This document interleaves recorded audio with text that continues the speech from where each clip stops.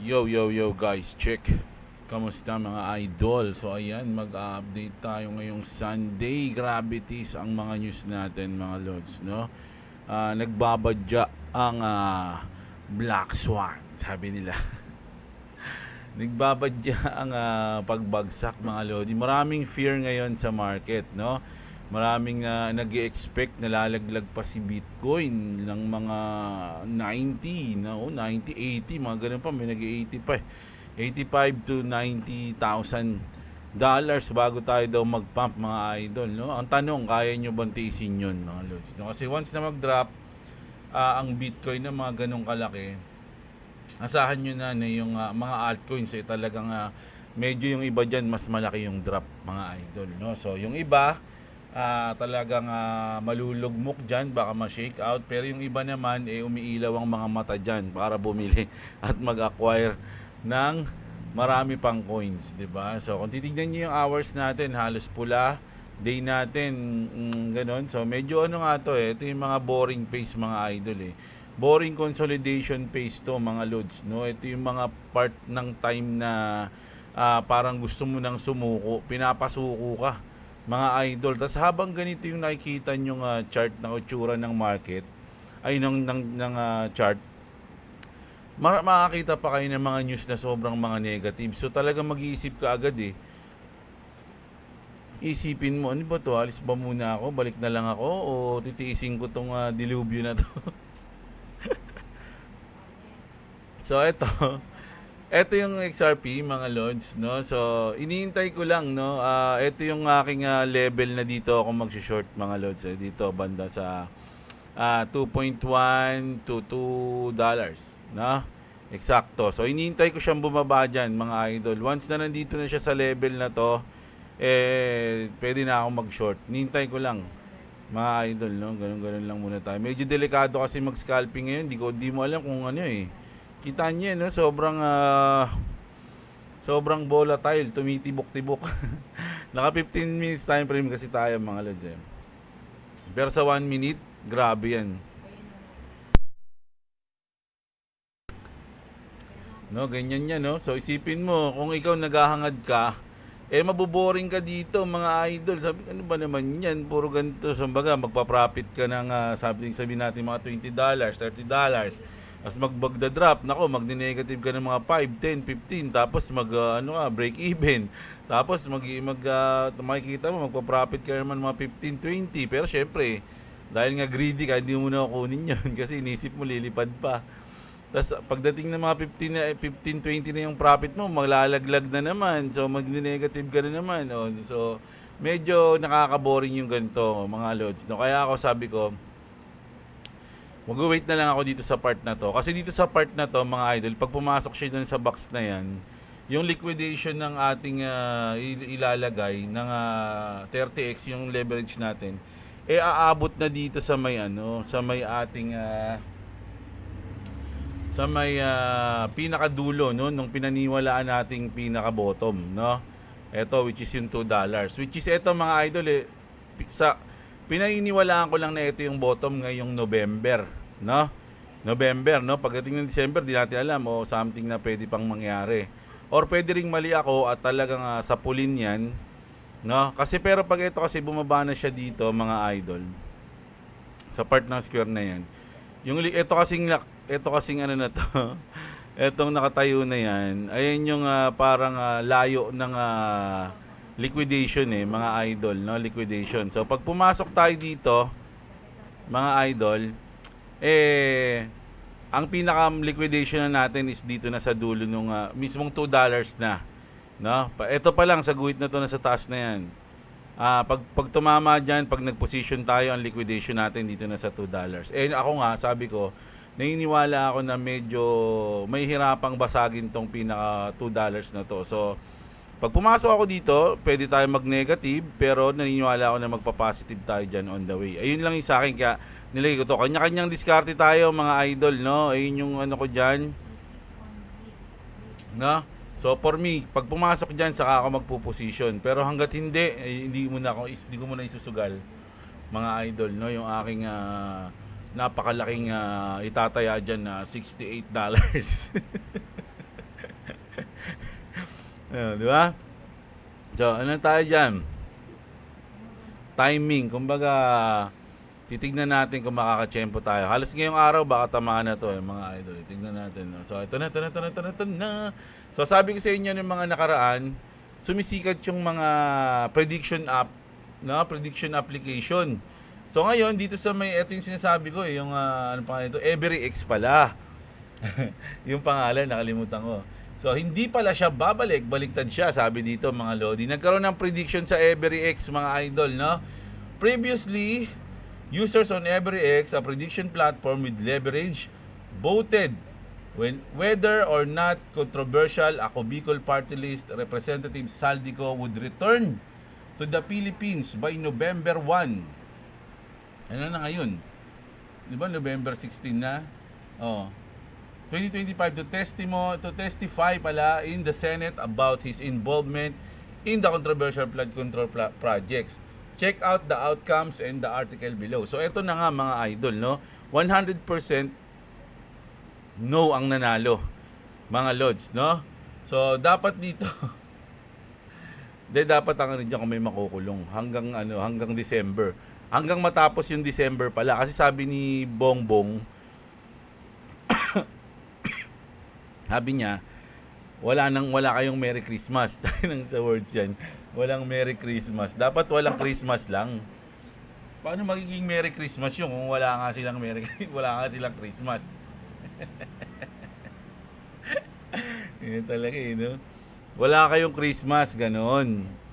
Sabi, hindi Merry ang Christmas nyo. Sabi ganoon, no? Hindi talaga Merry kung makukulong, di ba? So, ang mangyayari, dapat ganoon, no? Try ko kayang mag-log in dito sa EveryX na to para may leverage kasi yung position dito mga idol kung magpipredict ka, mananalo ka din. No? So grabe mga idol, no? So ayan sabi ko nga sumisikat. So ito siguro ito yung ata yung unang prediction app sa sa Philippines, etong EveryX. Well, congrats agad sa kanila, naisip nila 'yon, no? Sila yung unang application na prediction app, mga idol, na sa Pilipinas. 'Di ba? Maglalagay ako nito sa sa aking magda-download ako nito. EveryX, may ba diyan sa inyo? Merong tawag dito, partnership. Pa-promote ko kayo. Baka naman, no? So ayan. Tapos ito yung napakagandang sinabi dito ni which is totoo to mga Lodi, no? Ni Eric Trump, mga idol, no? Mismo siya alam niya. Alam niya, mga idol. So pakinggan natin yung sabihin niya dito, mga Lodi. If you can't handle volatility, stay out of cryptocurrency and don't bother. But go into treasuries where you're gonna have zero volatility. So sabi niya, mga idol, if you can't handle volatility, get out of the country. Get out of crypto, mga idol, no? So lahat naman, no?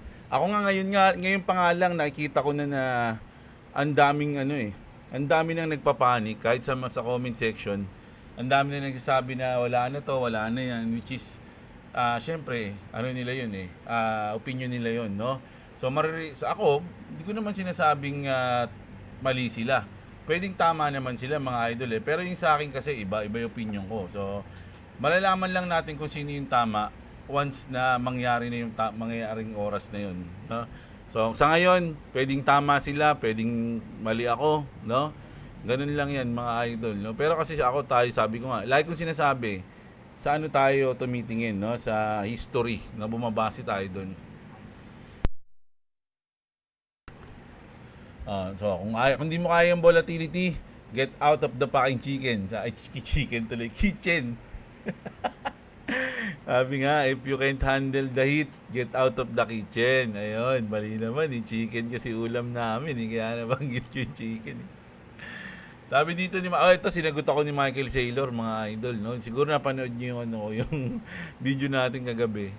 Sabi niya rito, Michael Saylor says there is no truth to rumors of strategy selling Bitcoin. Kasi nabanggit natin nung nakaraan na, sabi ko nga, di umano yun Sabi ko nga, wala akong facts dun Sabi ko, di umano, mga idol, maraming nagsasabi na nagbebenta raw yung MicroStrategy ng Bitcoin. So sila yung magiging reason ng Black Swan at kung anik-anik pa mga idol, no? So sabi ko di umano yun. So sinagot na tayo ni Michael Saylor. Sabi, ikaw Jeblo, manahimik ka, sabi niya gano'n, no? There is no truth to rumors of strategy selling Bitcoin. So ayan, sorry naman idol, no? Na-news lang natin yan mga lodi. Alam nyo ba, ito may rumors ulit no? Alam nyo ba na yung mga whales tsaka yung mga si market makers gusto nilang i-liquidate si Michael Saylor. No, at sinasabi nila na pag umabot ng 70k ata yung Bitcoin, sobrang nalugi na yung MicroStrategy mga lods, no? So parang ang plano daw nila paabutin doon mga idol, no, yung presyo ng Bitcoin, no? Papayag kaya sila nila yung mga big whales? Kasi syempre BlackRock meron din yan at marami pang mga big institution. Pero ayun yung sinasabi nila mga lods, no? At kung mangyayari man yon, dapat lagi tayong handa mga idol, no? Alam nyo naman sa crypto, ulitin ko yung sinabi ni Eric Trump, if you can handle volatility, get out of the chicken. Di ba? So ito, punta naman tayo dito. Although si Michael Saylor is pinabulaanan niya yung sinabi natin at sinabi niya na walang ebidensya yan at kami ay bumibili. Actually, si Michael Saylor nag-aano siya, no, nagpo-post pa rin siya na bibili sila, no? Sabi niya pa nga dito, if you want to ride the rocket, you've got to be prepared to pull the gas o the GS. Ano ba yung GS? Di ba gas yun? O ito, we bought Bitcoin every day this week. O, di ba? So, we are buying. So, ayun lagi yung sinasabi niya. Di ba? So, pinabulaanan niya na yung nagbibenta sila. Tapos, asa na? So, dahil nga bullish na bullish ngayon si Michael Saylor, sino pa yung isang bullish, mga lord? Si Tom Lee. Ayan, sabi niya rito, Bitcoin can still get 150,000 to 200,000 for Bitcoin. No, per coin yan mga idol. And 7,000 for Ethereum by year end. So, ganun ka bullish, no, mga idol. Ito mga to, mga main character na to sa crypto space. 'Di ba? So, siguro naman bago sila magsalita ng ganyan, alam nila na yung words nila lumalabas sa bibig nila makakaapekto o makakaimpluwensya sa mga investor nila. Hindi nila sasabihin 'yon. So, ngayon siguro nag-research siya, may pag-aaral siya kaya nasabi niya na maaari pang umabot yung Bitcoin ng 200,000 bago magtapos ang taon at 7,000 naman sa Ethereum. 'Di ba? So bullish sila. Mga idol, no, marami lang bearish din talaga, pero kakaiba Tapos ito pa mga lodi, bukod doon mga idol, no? Ito kasi may bullish, may bearish, 'di ba? Kaya lang kasi yung bearish mga lods, hindi ko masasabi na na makakaapekto sa crypto, pero sa tingin ko makakaapekto. Nakita niyo to? Bill Gates Foundation dump 65% of its Microsoft position for a total of 8.8 billion. What? Sabi niya, no? What? Sabi. So 65% of its Microsoft position, 'di ba? Halos 8.8 billion. Si Bill Gates to, mga idol 'Di ba? So kaya ang hirap balansehin ng news Hindi mo alam kung mag-short ka o maglulong.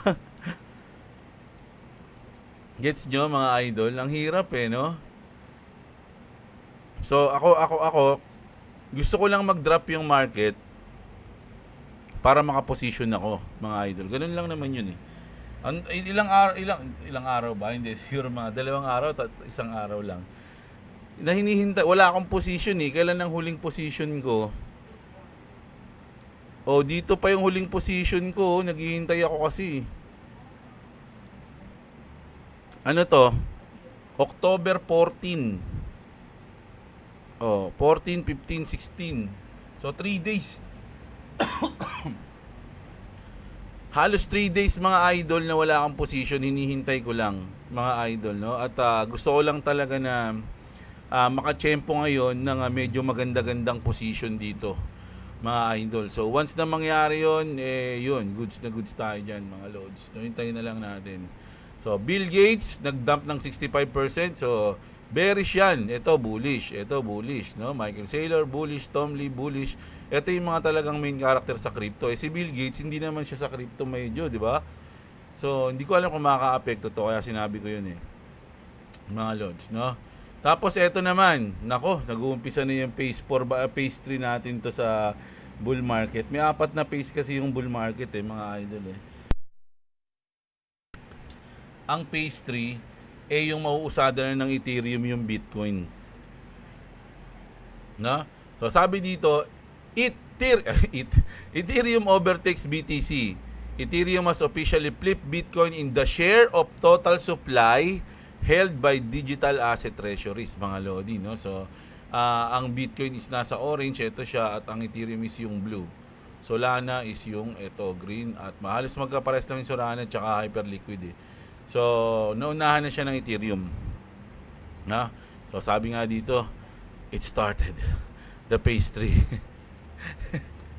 Start na ba? Kaya lang ang baba Bitwise, ito. Kaya minsan, mag-iisip ka, kung nausada na ng Ethereum yung Bitcoin, syempre ang binabasihan natin dito is yung 4-year cycle. Ngayon, ito si Hunter Horsley, sabi niya mga lodi, may 4-year cycle pero iba na. No? Iba na daw mga idol. So basahin natin yung sinabi niya dito mga lodi. Kung mahiniwala kayo We talk about 4-year cycle, sabi niya. But the reality is the model is based on by bygone era of crypto. No? Medyo matagal na raw kasi. No? Since the launch of Bitcoin ETFs and the new administration were entered a new market structure. New players, new dynamics, new reason people to buy and sell. Ayun yung sinabi niya. I think there's a pretty good chance that we've been in a bear market for almost 6 months now and are almost through it, no? Kumbaga, ang sinasabi niya, hindi lang natin alam pero galing na tayo sa bear market, no? Yung kumbaga 6 months na tayong nasa bear market, parang ganun yung sinabi niya. And malapit na tayong matapos sa bear market na yon. Ayun yung sinasabi niya mga idol, no? So check nga natin. Day tayo. 6 months. Oh my goodness. Ang dami kong buy order. Parang wallpaper na Christmas tree lang ayusin mo. 6 months mga lodi, no? Ano ba ngayon? November. Ang tagal pala nun. June, July, August, September, October, November. So June tayo nagsimula. Dito. Yung June natin nagpump Siguro ang iniisip niya July pababa. Ito na yung bear market. Boom, boom, boom, boom, boom, boom. No? July, August, bang. September, bang. October 10, boom. Ang ito na daw yung bottom ng bear market. And then ngayon, nakaka-recover na tayo at paalis na tayo sa bear market. So, ang iniisip niya, ito na yung pinaka-bottom and then recovery and then boom, ganun, no? So, ayun yung kanyang opinion doon, mga lodi, no? Pwede ba siyang tama? O malabo sa sabaw ng posisyong sinasabi niya, mga idol? Ako sa tingin ko, pwedeng tama siya, no? Siyempre, opinion niya yun. Wala, sa totoo lang, wala naman nakakaalam Wala naman nakakaalam ng mangyayari sa chart, mga lods, no? Lahat yan, kaya lang naman nila sinasabi yung mga prediction nila dahil tinitingnan nila yung past, no? Yung nangyari sa past. So, siya, hindi past yung ang tinitignan niya. Ang tinitignan niya yung mga bagong nangyari ngayon 'Di ba? Yung dahil nagkaroon ng ETF, tapos na-adapt na ng administration yung crypto, no? Meron na tayong bagong new market structure, new players, new dynamics, new reason people to buy and sell. So doon siya sa bagong cycle. So parang ganoon yung sinasabi niya. Meron tayong bagong cycle ngayon, no? Siya nagbuo nun hindi ako Mga lods sa tingin niyo ba tama si Hunter? No, kaya kailangan matandaan natin to dahil mamaya siya nga yung tama, no? Ito naman. Ito marami nagtatanong, no? Anyone else wondering why XRP didn't skyrocket even though the first ETF was a massive success. No, sabi ko nga dito mga lods because sabi dito ni Crypto Conservative, no, because the same thing happened to the BTC and BTC ETF. It took something like 63 days before BTC ran up. Given it time, patience is the key. Don't overreact. At ito yung pinaka parang sa tingin ko accurate, no? Because ETF do not create instant demand for XRP. They created regulated rails for future demand. The first ETF was a success. Yes, but price reached to liquidity structure, not headlines, mga lodi, no? Institutional money enters slowly through custody, market making, and delta neutral position. Most early ETF volume is internal rotation, not fresh inflows. Ayun yung sabi niya. XRP will move when the liquidity stacks behind the ETF natures. That means deeper order books, more market makers, RLUSD integration, and larger settlement flows across XRP ledger, mga lodi, no? In crypto, price follow structure. The structure is being built right now. Oh, yun na, mga lods, no? So, baga para sa akin, easy lang, huwag kayo masyado mainip. Pero ito is good news na. Dahil meron ng pumasa na ETF, etong isang ETF pa lang na to is makakatulong na yan sa future ng XRP, sa pagtaas ng presyo ng XRP sa future. Isa pa lang yan. Paano kung lahat na napasa at meron kang patience, mga lodi, na maghintay? Nako, sabi ko sa inyo, yung epekto ng ETF na yun, yung dami ng ETF na yun, nako, mga idol, hintayin nyo yung price, no? Pero syempre, hindi yun isang bagsak lang, tapos boom, lilipad, hindi ganun daw, mga lods, no? Merong time yan, mga lodi, no?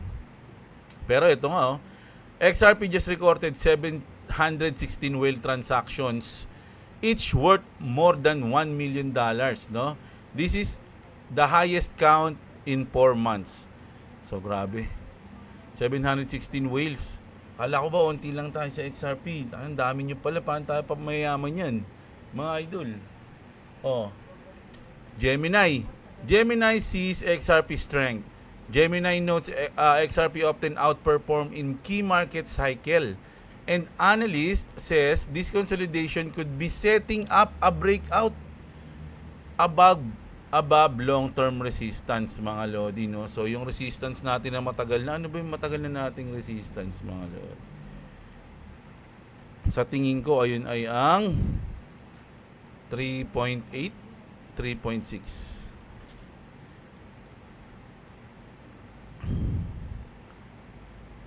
3.1 lang ba?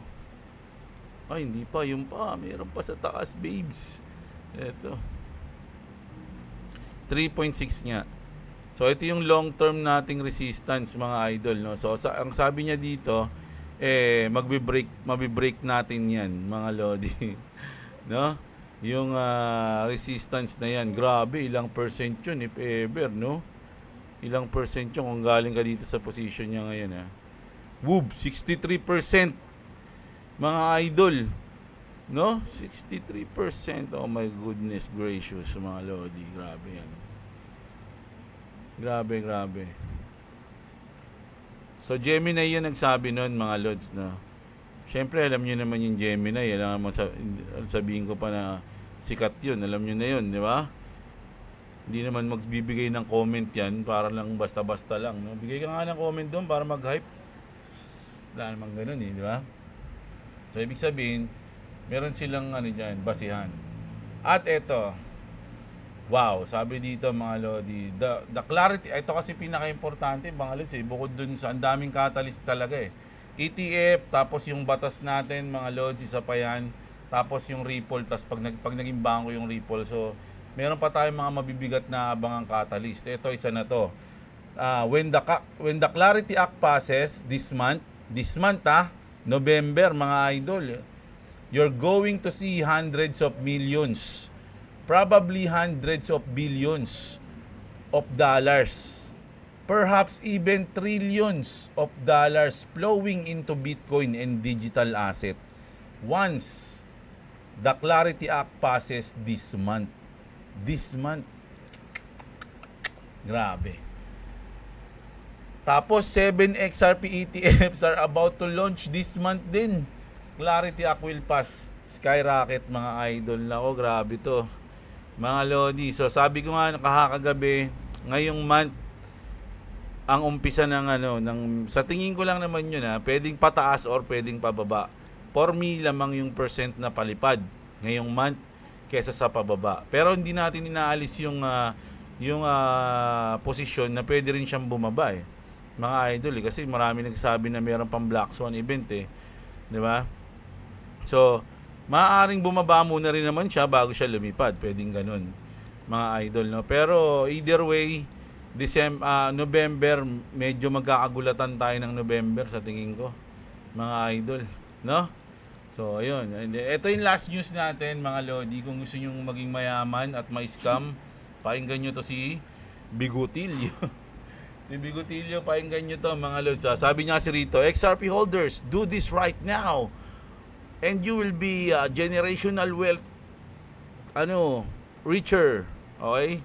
If you are holding XRP and you are trying to make millions of dollars easily, do this right now. Go on your phone and go to your app store immediately. Once you are on your app store, search up an app called X and download it. Once you are on X, make sure you search up an account called Phase 3 with 2 3s at the end and make sure it has a blue check mark. Now, once you are on the main page for Phase 3, look up top and turn your notifications on and follow. Now, once you turn your notifications on and followed, Phase 3, scroll down to the pinned post that looks just like this, that has about 52,000 people waiting, and it says the contract address 4 will be shared early with everyone that is loyal. Prove that you have your notifications on. Now that you have followed all the steps that were listed, you now have the chance to make generational wealth once this coin gets announced. And of course, if you listened and actually turned your notifications on, you would get access to it early before anyone else does. So if you are looking to make millions with XRP, please follow every step in this video. So, unang-una, F this guy. So, isipin nyo mga idol yung mga ganitong account, meron silang mga 69 followers, 69k 69k followers. And pangalawa mga lodi, walang kinalaman yung XRP sa mga pinagsasabi niya, no? At pangatlo, obvious na i-scam lang siya. Isipin nyo, pumunta ka dito, mo dito, mag-register ka dito, tapos lagyan mo ng ganito dito, i-connect mo yung mo. Kung gusto nyo ma-scam, mga idol, pwede nyo sundin yung mga ganito. Pero dapat, sa video pa lang, kasi marami ka pa rin nabibiktima yung mga ganito. Ito parang lang kasi to warning, mga idol, no? Na marami ng mga content creator o yung mga ganitong scammer na ginagamit yung XRP. Mga idol, no? Ginagamit nila na, gusto mo, yumaman bilang pag-hold ng XRP, gawin mo to. XRP yung sinasabi nila, mga idol Wala namang connection yung XRP sa mga pinagsasabi niya. 'Di ba? Pupunta siya rito, ano ba yan? Ayan, paste na yan. Papalo mo to, kailangan i-follow mo pa. Click mo pa yung notification. Wala namang XRP siyang binanggit. No, habang inaano niya yung video na yan. So, mga idol, gusto ko lang sabihin na mag-ingat kayo. Maraming mga content creator na ginagamit yung XRP para mang-scam. Mga loads, no? Kasi yung iba kasi, lalo na yung mga feeling nila konti yung kanilang XRP, which is, ako, walang ganun For me, pag may XRP ka, may XRP ka. Ganun lang yun. Kung ano lang yung afford, yun na yun, mga lodi, no? Huwag mong isipin na kailangan mong gawin ang lahat para bumili ng XRP kasi may hirapan ka lang, no? So, pero yung ibang mga tao, mga lodi, inisip nila na kulang pa yung XRP ko, kailangan ko pa yung iba pumapatol sa ganito, no? Although hindi na nila nakikita na parang ini-scam na sila, sumusunod pa rin sila. Mga idol, baka ma-access nila yung wallet nyo kapag ginawa nyo yung mga ganito, hindi ko alam, pero scam yan, mga lods. Ako na nagsasabi sa inyo, scam yan, mga idol, no? So, ayun, no? Mag-ingat kayo lagi. Ginagamit na nila XRP para mang-scam. So, ayun ang ating news, mga idol, no? So, mamayang gabi try natin ulit mag-update, mga lodi. Sana hindi kami ilibre ni boss para kumain sa labas. So, kita-kits tayo sa susunod na video, mga idol, no? So, napaka-solid. Sana i-like niyo yung video natin. Sa mga hindi pa subscribe kayo. Lalo na pag gusto niyo ganitong content, everyday update. At syempre, kung gusto niyo manalo, ito hindi to scam. mga loads, no? Talagang gagawin din ni Clovis, ni Boy WhatsApp, mga lodi, no? Si Clovis Gaming ay magpaparapol talaga to, mga loads, no, sa December. Ayan, no? So, magbibigay siya ng 500 sa 5 tao sa mga nag-subscribe sa kanya. Magpipili siya diyan. No, irarapol niya yung mga nag-subscribe sa kanyang mga idol natin. So, magpapa-Gcash si Boy WhatsApp. Hindi yan scam, legit yan. So, kita-kits tayo mga idol. Sana nagustuhan niyo yung video natin. Maraming salamat sa mga nanood, mga lodi. Huwag niyo kalimutang i-like yung video. Sa mga wala pang crypto exchange, punta kayo sa link natin sa description. Nandiyan lahat ng malalaman nyo. Mga lodi, kita-kits, love you all mga idol. At What's up? Subscribe to Clovis Gaming and subscribe to Diablo. If you want to subscribe to me, it's in the description. Also, if you don't subscribe to me, I'll become that guy. It just changed, but okay. Forgot. 6-1.